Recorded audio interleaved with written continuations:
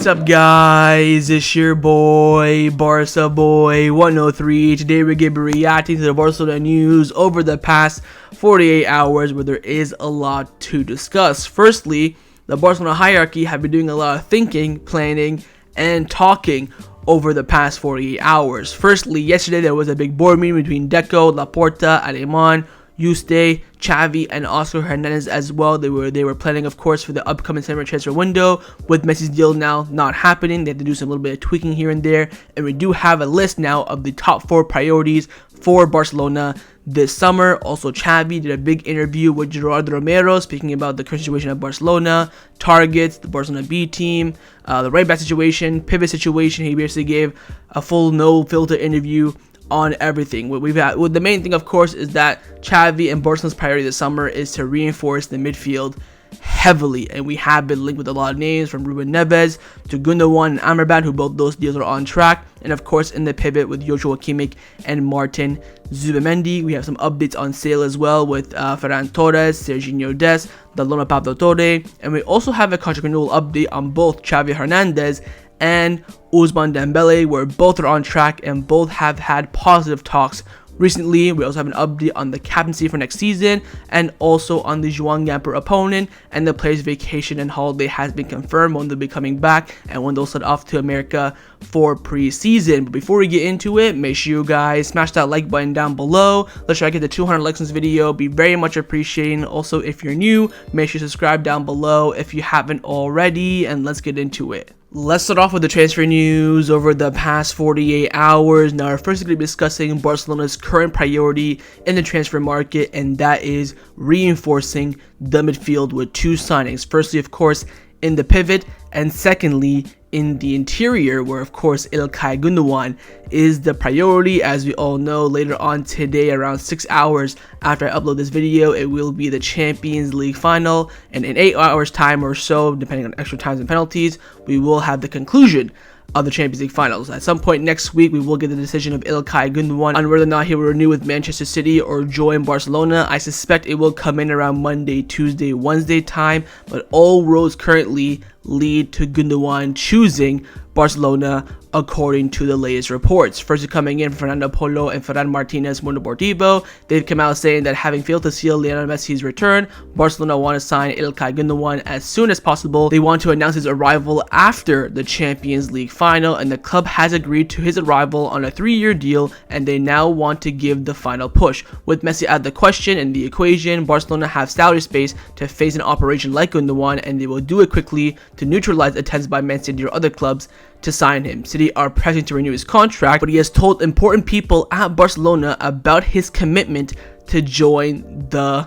club. Mateu Alemany also confirmed this. He gave an exclusive to Barca Buzz on Twitter. He came out saying that Ilkay Gunodgan has a verbal agreement to join Barcelona for 3 seasons. After the Champions League final, he'll make the decision, but Barcelona trusts that he will sign for them, accepting a life change for him and his family. Again, reports are that Ilkay Gundogan's wife does want to move, and it is in favor of the Barcelona signing. And finally, Ferran Torres from Sport came out saying that Barcelona are sure that Ilkay Gundogan will keep his word, and next week he will give the definitive approval to join the club. Barcelona hope to announce his signing next week, but it also depends on if City will allow it, since of course his contract does officially end on June the 30th. So essentially, Gundogan has given the green light to Barcelona. Of course, nothing is signed, and when you're a free agent, anything can happen, but he has told Barcelona, I do want to make the move, but now it's going to come down to his final decision. Of course, City can change their mind.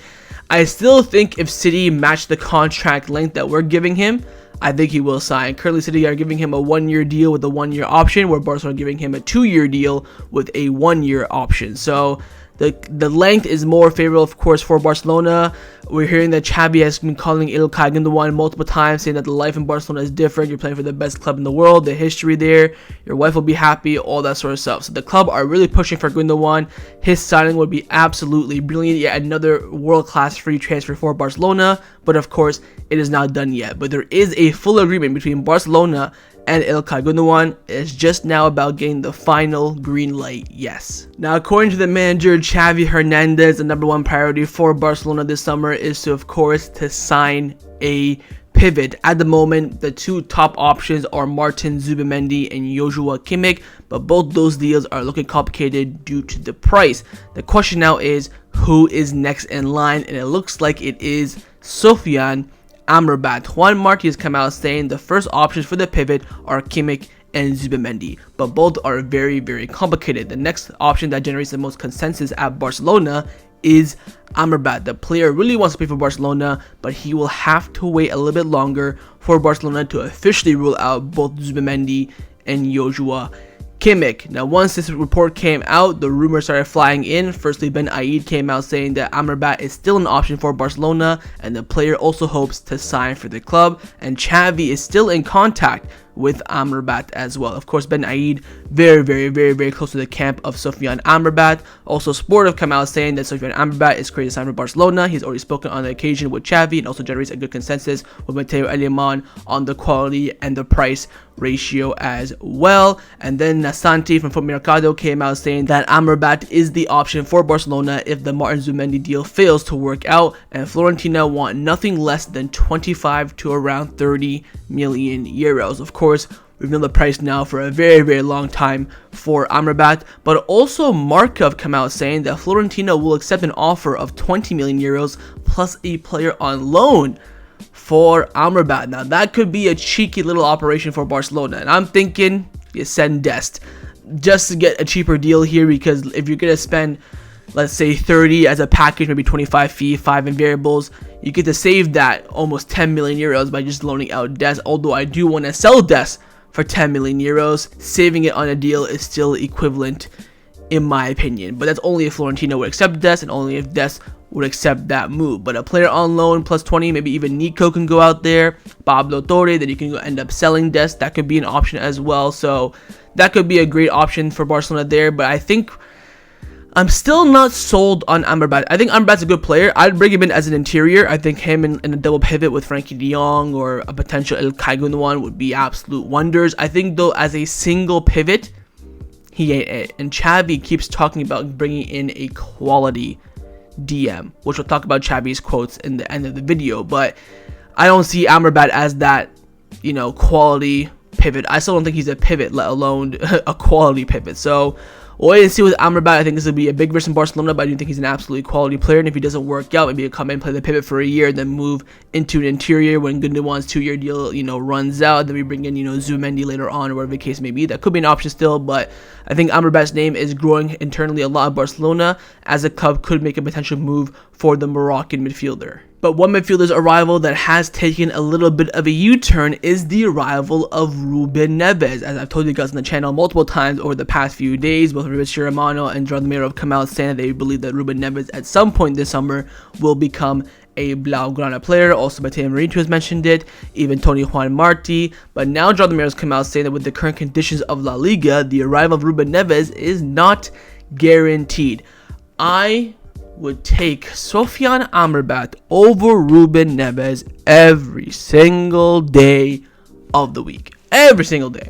The upgrade on Amrabat on Kessié is something that I am lifting my eyebrows about. Ruben Neves is like, whatever. But I think Amrabat, he's younger, head and shoulders, fits the profile a bit better that we're looking for. I think on the ball, it's still the same level. Of course, Kessié's level on the ball isn't that great, but nonetheless, hopefully this is the case. I still don't believe it. I still think at some point Ruben Neves will become a Barcelona player, which I dread to see the day, but we'll have to wait and see. But currently there are some, U-turns, and he falls down the pecking order, Ruben Neves, on his arrival to Barcelona. But yesterday was a big day in Barcelona, as the entire board had a meeting on the upcoming summer transfer window plan. Of course, the number one priority, Lionel Messi, not returning, and has altered a few things in the plan. So Xavi, Mateu Alemany, Deco, Joan Laporta, Rafael Yuste were all at the Barcelona offices yesterday to discuss the new and tweaked plan for the upcoming summer. As you can see, here's Xavi, Yuste, and Oscar Hernandez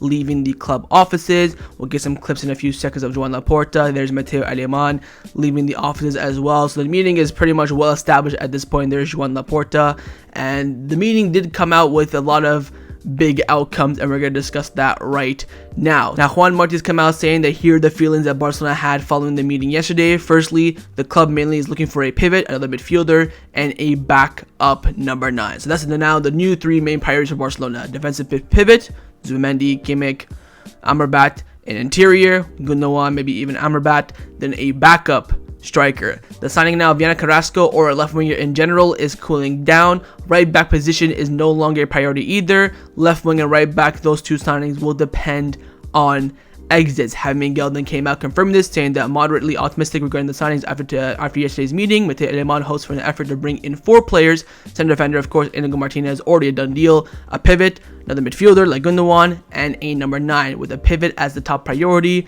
But again, players must leave. And finally, Ferran Torres from Sport came out saying that here's the new priorities for Barcelona in order: defensive pivot, interior, Gundogan, low cost forward, then right back / left wing if there is room. Now, couple things. One, we need a right back. We are not going to compete next season at the top level, and by top level I mean Champions League, if we do not have a right back. There's also reports coming, I think, from Javi Miguel saying that Xavi may have to talk to Koundé to play another season at right back. Koundé is going to leave if you tell me to play right back again for another season. I think he'll play a game here and there for tactical switches. I think he's okay with that, but consistently, I don't think he'll agree. If he doesn't agree, that means we're going to see Julian Araujo and Sergio Roberto playing their whole season, which is going to be, just put a bullet in my mouth now. We have got to sign a right back, but the fact it's so low is annoying. Again, with the left wing situation for me now is a bit interesting. I think the reason why the Carrasco signing is cooled down, or just a left winger in general is cooled down, is because the current left wingers at Barcelona, Ferran Torres, Ansu Fati, they don't want to leave. So I think what the club's plan is now is to get rid of one of them, because they need exits, right? We just need exits, period. So the club want to get rid of one of them, whether it's Ferran or Ansu, bring in Abdi, and then that's the replacement done. You don't have to spend any money there. Carrasco, I think, would only come in if we sell Abdi. If we sell Abdi for 30 million euros, you bring in Carrasco for 10, bish bash bosh, you're all good. So unless we sell a forward or a left winger, Carrasco or Abdi will not be staying. So that's another big thing as well, because we cannot, I personally think going into the new season with Ferran and Ansu still as our left wingers is a big problem. I think one of them should leave and a new one should come in. I'm very, very content, very happy with Dembele and Rafinha on the right. And of course, Lewandowski needs that competition. He cannot play week in, week out next season, especially we're going to need him for the top games, whether it be top level. He gets injured, we are screwed. Now, in terms of this backup number 9, if it ain't Victor Roca, I'm not interested. When they say backup, I hope that's now sending me the message that, oh, they're going to go for a Aubameyang, they're going to go for a Marcus Thuram, a Firmino, someone who's just dirt cheap and will come in and do a job. That's not what we need. We need someone who has room to grow and can play in the future. Lewandowski has, next season included, 2 more years at Barcelona, in my opinion. Next season after that, and then he's done. That's how I see it. So you have to bring someone in now to provide the coverage and also competition. So overall, with the names on the list, I'm not too fussed about it. And I mean, like, you know, in terms of the actual position, but I think a right back should be a priority and we need to bring that in. And again, with the left wing position, I'm fine with it. If you sell Ferran Torres and you want to replace him with Abdi, that's a-okay with me. But I still think a little refresh in the left wing position is important. I think we just keep the exact same. We could be in for a howler of a beginning of the season. Then January transfer window, going to have to change everything up. So wait and see on that. But there has been some reports about Barcelona betting very young for the upcoming summer. Alfredo Martinez came out saying that Barcelona will now have some money to invest in other players, possibly younger, who can play for more years, although evidently without the same quality as Leo Messi. We'll see new things and new style, perhaps more dynamic and a more logical, more modern day football. So apparently the club want to bet young, in the sense they want to sign really young players this summer. Even Juan Martí came out confirming this, saying that yes, this is his opinion, not news, but yes, I believe that Barcelona will make a young bet this summer, but they are going to select very well. And I don't think that Arda Güler is the #1 priority. Yes, he's on the list and they like him, but I don't know. I think there may be someone else who is a little higher on the list. So I'm reading this, I'm thinking Victor Roca. I mean, you need a backup number 9. He's young, but I think the club want to go super young, so like a Arda Güler, maybe a Gabriel Vega, but apparently he's close to the Premier League. You remember all these links that we get here and there for young talent? That midfielder from Las Palmas, I forget his name, starts with an M, Albert Moreno or something like that. So it could be someone like that coming in, because you know Xavi talks about wanting a creative midfielder as well alongside an interior in Gundogan. So Xavi really wants a new midfield three. So he wants a pivot, he wants an interior on the right, which could be Gundogan or Amrabat, or maybe he gets both Gundogan and Amrabat, then misses out on that creative midfield on the left hand side. But the club are dabbling in the market of youngsters now, since they have some salary space with, you know, Lionel Messi not returning. So we'll wait and see what happens, but again, it is very clear now the top 4 priorities for Barcelona in the summer transfer window right now is a defensive pivot, an interior, low-cost forward, and then right back and left wing will follow suit if the sales allow it. Let's now discuss the players who have been rumored to leave Barcelona over the past 48 hours. There's no one. There is no one who has been concrete rumored to be leaving the club. It's all just speculations, and the main thing we're hearing is that players don't want to leave. Mainly, of course, Ferran Torres. Jordi Gil from Sport came out saying that except for an unexpected script change, Ferran Torres will continue next season at Barcelona. He has gone on holiday with staying at Barcelona in mind. The thing with Ferran Torres is the club can say, you know what, we don't need a left winger, we'll bet on you one more season. But if he flops, the backlash he will get, especially from me, is gonna be ridiculous. And to be fair, there are no offers. If there's an offer and he's you know refusing, then you can have that debate. But he wants to stay. There's no offers, so the club really can't do anything. He has a valid contract. Xavi and his coaches are still very happy with his commitment. They just think he lacks a bit of confidence. So this is why the club will not sign a left winger, because either Abdi's coming in to replace either Rafinha or Ferran or Ansu, or Abdi's getting sold himself. And I keep mentioning Rafinha because I think the club may sell him because Ferran and Ansu are so adamant they don't want to leave and they can't do anything else and they need sales. We are still in the 1-4 rule. We need to sell players up to 60 or 80 million euros to get out of the 1-4 rule and then go into the 1-1 rule, which means that technically speaking, we cannot spend money on any players until we have sales. We can sign free agents because of course they're free, but we cannot spend money on transfers until we have sales, because if we don't, then the money that we earn, we can only spend 1/4 of that. That's i.e. the 1-4 rule. So we'll wait and see with Ferran Torres. I think if an offer comes in, it'll change everything. But as things currently stand, he expects to be a Blaugrana player next season. Now, a player who is a bit more open to leaving Barcelona this summer, but again, similar to Ferran Torres, has absolutely no offers on the table, is Sergino Dest. Ben Aid from Mundo Deportivo. I don't know if he still writes for Mundo Deportivo. I think he does still. He's, of course, very close with Dest. He's come out saying that at the moment, there are no offers for Sergino Dest whatsoever. Again, the club are looking for a more permanent move. That's why the Union Berlin bid has fallen through. Again, I'd consider Dest chucking him into that Florentina deal if the club wished to fully pursue Amrabat, but I'm hoping we get like some decent money for Dest. We paid 26 or 23, 25, somewhere around there for him. If we can get 10, maybe 7 with variables, I'm good with that. If we get anything less than that, I'll be very disappointed. But again, the club are going to sell him. Although I'm seeing a lot of people on Twitter saying that, oh, we need a right back, why not just bet on Dest? I think Dest has potential, but of course last season at AC Milan was terrible. Xavi has no confidence in him whatsoever. So what's the point of bringing him back? I see it as a lost cause for me. I wouldn't consider bringing back Dest in any way, shape, or form. So he's going to be looking for an exit. Again, we're just waiting for offers to come in. Hopefully some loan deals are offered. Maybe we can persuade that loan deal club to pay up, or maybe they can get a loan fee out of it, or just terminate his contract, send him to that club that want him on loan, then get some variables in there, like, Ricky Puig, Mingueza kind of type deal. So we'll wait and see with Dest, but at the moment, no offers on the table. But one player who does have a strong idea on his future is Pablo Torre, who will 100% leave the club this summer on loan, and the loan will be a straight loan, no buy option, no buy obligation in any way, shape, or form. Alfredo Martinez from Sport came out saying that after the transfer of Nico Gonzalez, with which Valencia was more than satisfied, they are now interested in Pablo Torre. The intention for him is to go out on loan for a season, and Barcelona will never accept a purchase option as part of the deal. So Valencia very happy with Nico. Of course, Nico's coming back to Barcelona. They now want Pablo Torre on a loan.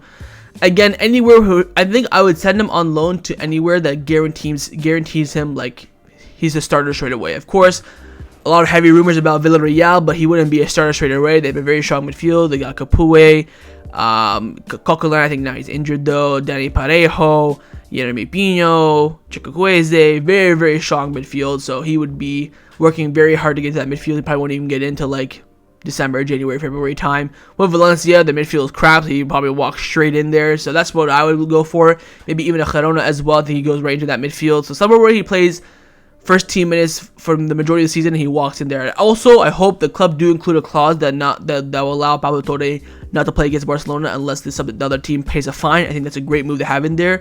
I see a lot of people saying that, oh, him playing against Pablo Torre playing against Barcelona is good for him. He gets to compete at the highest level, play at the Camp Nou. I agree with that.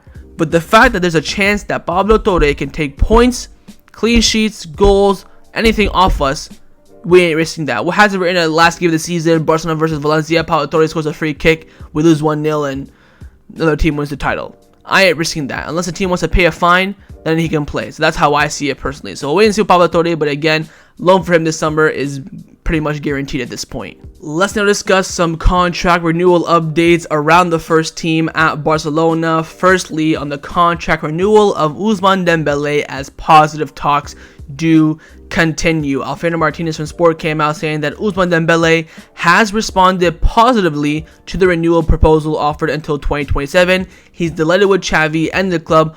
Only details around his wages and release clause need polishing, but nothing is in danger. He will eventually renew.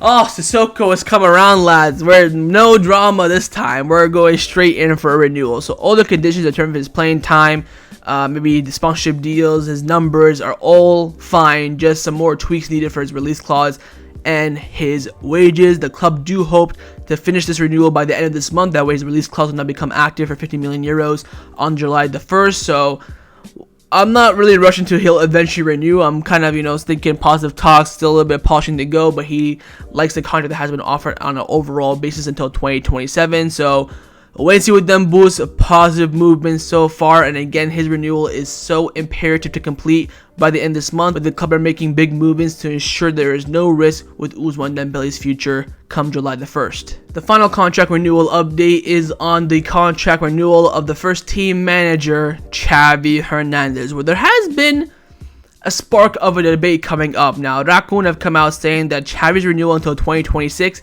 is on the right track. Right now, the coach earns around 4 million gross, which is 2 million net in his pocket, and his staff earn 1.5 million gross. But Xavi's salary will increase to 8 million euros gross and his staff to 4 million euros gross. So essentially, his staff will take on his current wages, where Xavi's wages will be doubled.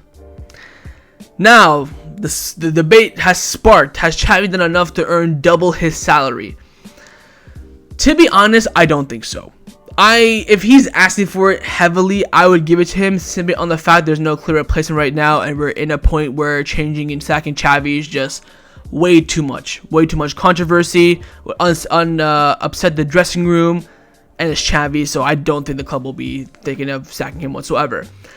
I do think it's a bit outrageous. So he'll be earning around 4 million euros net a year, 8 million gross. Of course, to Spain tax, they take 50% of your salary, so it's a lot of money, especially for his coaching staff as well. They're not going to be earning around 2 million net. So, Oscar, Sergi, the fitness coach, I forget his name. I think his name is like Xavi or something like that. Then you have, De La Fuente, the goalkeeping coach. So this is where the debate sparked up. I personally would give Xavi the renewal. Again, Xavi's confirmed multiple times his renewal is basically like 90% done.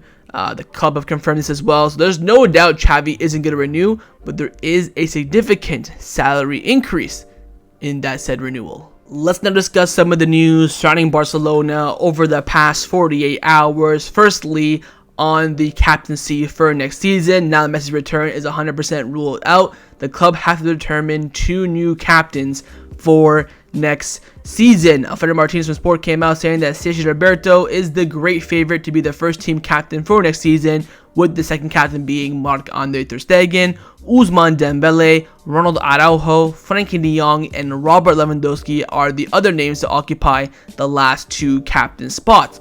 So how it's going to work is that the club, i.e. the players and the coaching staff, are going to do a whole entire new vote. So since Busquets is the first team captain, he's left, you have to do a whole new vote. Now, Sergio Roberto is probably going to win. He's been in the club since 2009, 2010. He's a veteran. He's probably going to win. Second is going to be ter Stegen because he's already the 4th captain, and they already voted him to be the 4th captain. back in November when Piqué left. So the real question is, who's going to be the other two captains?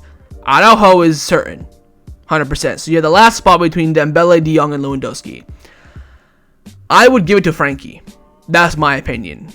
I think with them boosts from all the banter and the ceremonies for Jordi Alba and Busquets, I don't think he really wants it. I think it's just banter. Lewandowski is more of a leader, but he's only been here a season, in my opinion. I think giving it to him now is... I'm just not a fan of it. If the players vote for him, the players vote for him. But I'm personally not a fan of giving the captaincy to a player who's only barely been here for a year. He came in, what, July? So he's barely been here a year.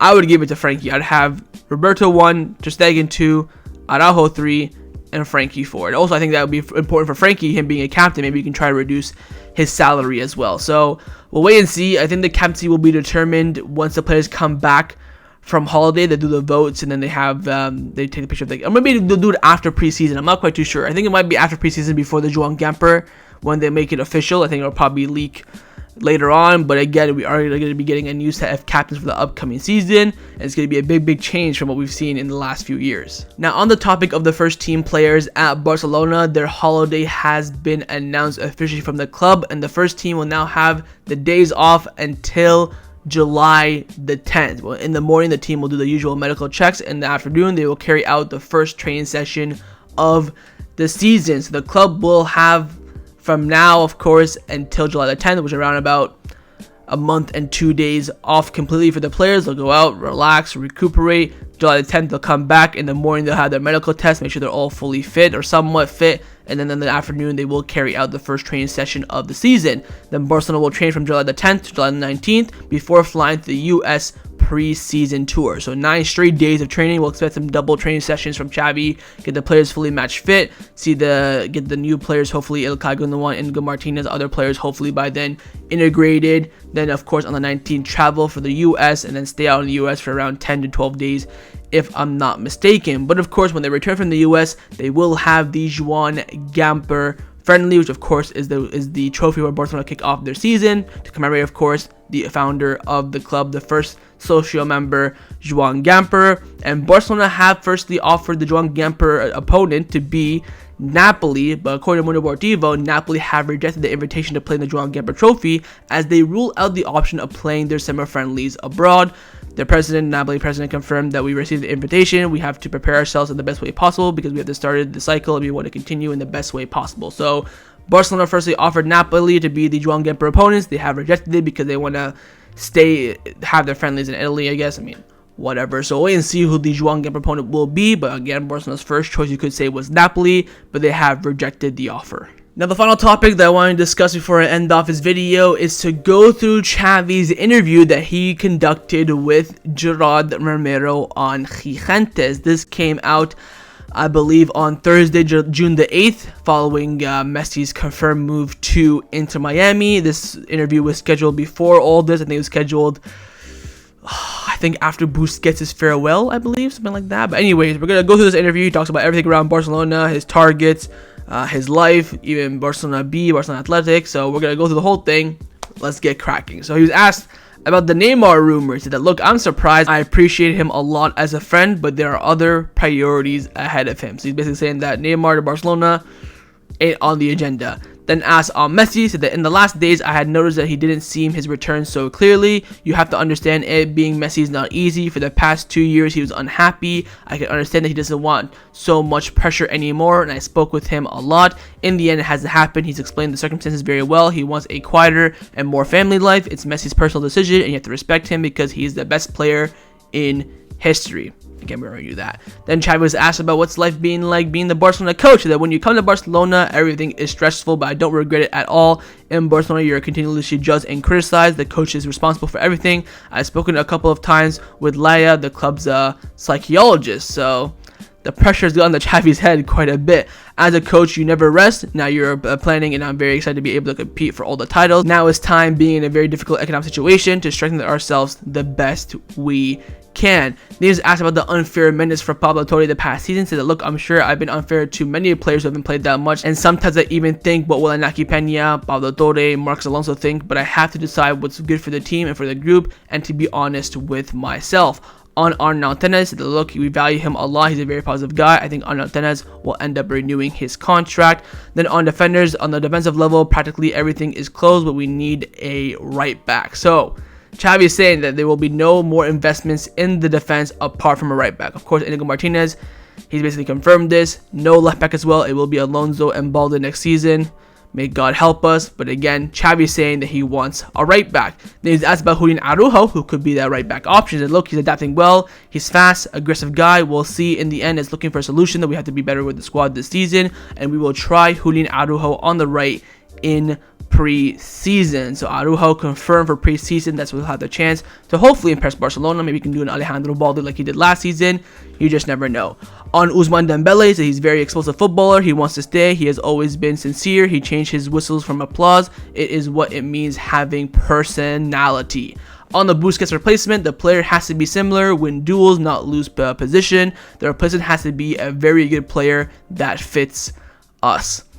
There you go. Kimmich and Zubimendi are the two main options. We'll wait and see. Then he was asked about Azpilicueta's failed move last summer. He said, look, we all wanted it to be done. It was practically closed and it was a shame. I like him. He would have been a captain without an armband. Xavi then on the leaders of the group, saying that there are leaders. I'm not worried. Sometimes people need to leave for other leaders to emerge. Sergi, Frankie, Ronald, they will take a step forward. So a little hint there for the captaincy next season. Of course, the players will vote, but I don't know if Xavi has like a veto vote, if he gets to choose or not, or he'll, take the team's vote. But there you go.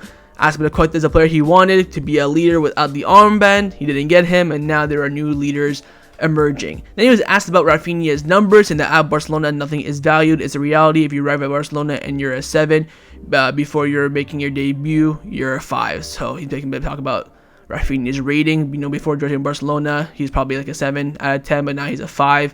Because, the expectation is so high here, but I think he has, done very well. And whether we like it or not, Barcelona is the most difficult club to play for in the world. Xavi then asked about the Champions League. That I think we'll do better this season. We had the most difficult group of years, and we compete within what fits quite well. But of course, the casualties were noticed, and Barcelona cannot afford to fall in the group stages again. On winning La Liga, we give it a lot of value because the economic circumstances are very difficult. A tremendous effort was made, and it has a lot of merit for the whole club and especially for the squad. On competing in Europe, if we want to compete in Europe, we have to strengthen ourselves. Then he was asked about Ferran Torres. He said that to Ferran and to all the footballers, of course, there have to be criticism, but they have to be valued. With Ferran and with everyone, we will decide. We have some adverse circumstances. So he's basically saying that there's other circumstances outside of football, whether it's confidence or him getting dumped by Luis Enrique's daughter. You never know. Xavi was then asked about the new kit for next season. He said that, look, I've seen it. It's very cool, and I like it a lot, and maybe we can win big trophies in it. Then he was asked about Barca Athletic, and he said that I'm very happy with the work of Rafa Marquez. He's very calm, honest guy. He's a good speaker, very close to him. We have maintained our friendship since he left Barcelona. He helps with training, and they have also competed this season. The B team is a team with soul. Arnau Tenes, Chad Riyad, Casado. We are optimistic about the duel against Castile, but it's not a priority for them to achieve promotion. Again, they're there just to build players. Achieving promotion is just a bonus, but they're very happy with the work that they've done this season. On Lamine Yamal, he said that he's 15 years old. He's very young. He has talent, and from there, sacrifice is needed. Want to be a Barca player. I've seen players with talent of Lamine Yamal who have not succeeded. We'll see if he's in preseason. The idea is that 6 or 7 players come. His renewal, as Cruyff said, whoever does not want to be there shouldn't be there. So there you go.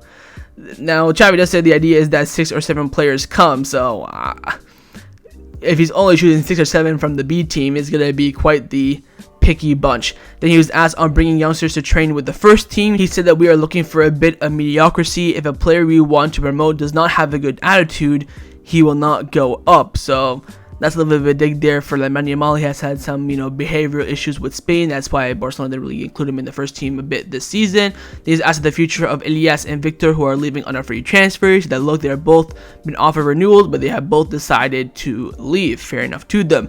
He's then asked to describe each of the B teams, big players in one word. He said for Casado, character; Chad Riyad, mentality; Pedrola, talent; Lamine Yamal, talent; Pau Prim, balance; Fort, potential; Gayu, 99% pure; Daniel Rodriguez, spark and talent; Unai Hernandez, mentality to succeed; and then Pau, center back, for the future. He's then asked on Alex Garrido, who technically plays for Juvenile A or Juvenile B if I'm not mistaken. He said, look, he's a Barcelona profile player. I like him a lot. He will probably do a preseason with the first team. Then asked about Mateu Alemany, saying that he's a professional. We were very good to have him here. I have confidence in him. He is faithful, loyal, hardworking. The best news was that he wanted to stay at Barcelona. So there you go. Mateu Alemany, Xavi Hernandez have a great connection. On Lewandowski and the winning Barcelona, there has always been the word star, and others have gradually adapted, and he has gone very well for the team. He's priceless. He was then asked on Joshua Kimmich, saying that we met at an event in Qatar. We talked a lot,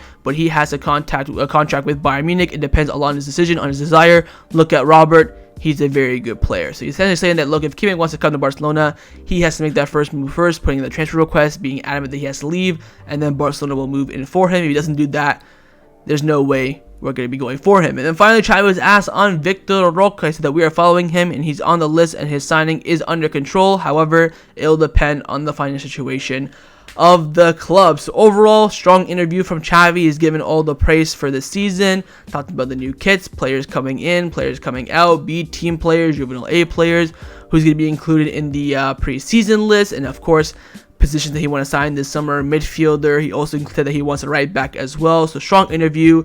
Looks like we're in good hands. Again, his renewal is on track as well, and hopefully he gets the summer that he wants. So that was my reaction to the Barcelona news over the past 48 hours. So if you guys enjoyed this video, if you did, make sure to leave a like, and of course leave me your thoughts down below in the comments on everything we discussed. The main thing I want to first see, of course, is your thoughts on Barcelona's reinforcement of the midfield.